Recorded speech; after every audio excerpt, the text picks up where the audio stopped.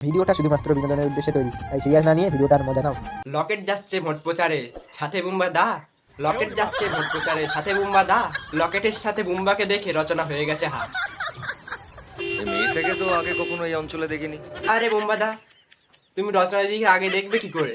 রচনা দিদি হেঁটে হেঁটে তো হুগলি জেলায় যাচ্ছে ভোট প্রচার করতে। আমারও ওকে নতুন লাগছে। দাদা একটু আস্তে করো না। গাড়ি তো আসতে করবেই, কারণ গাড়ি আসতে করে লকেট দি দেখবে তার বিরুদ্ধে কে ভোটে দাঁড়িয়েছে। সঠিক বলেছেন। কি গো, কোথায় যাচ্ছ? আরে লকেট দি, তুমি জানো না রচনা দিদি তো ভোট চাইতে যাচ্ছে। কার বাড়িতে যাচ্ছ?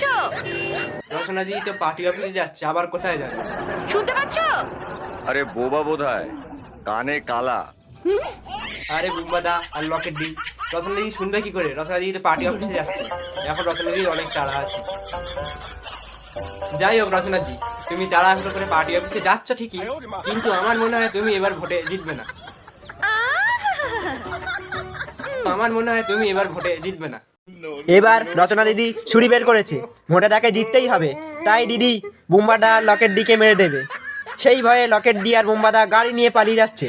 এর মধ্যেই চালাক রচনা দি তার ঠাকুমাকে রাস্তায় বের করে দিয়েছে বুম্বাদা লকেটের গাড়ি আটকানোর জন্যে। রচনা দিদি ঠাকুমা বুম্বাদার গাড়ি আটকায় আর সেই গাড়িতে রচনা দিদিকে তুলে দেয় বুম্বাদা লকেটকে মারার জন্যে। এরপর গাড়িতে উঠে রচনা দি বুম্বাদাকে মেরে দেয়, কিন্তু তখনও লকেট দিকে মারতে পারিনি। তাই এখন হুগলি জেলায় লকেট ভার্সেস রচনা দি লড়াই হবে।